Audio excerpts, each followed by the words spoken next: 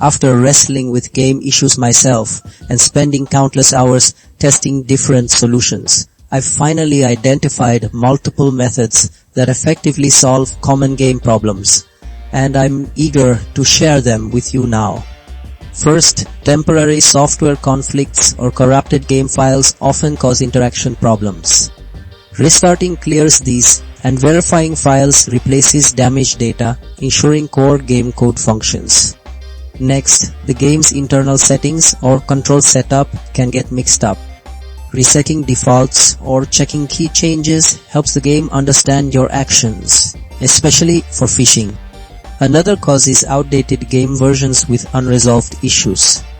A fresh installation fixes deeply corrupted files or missing components, ensuring you run the most stable version.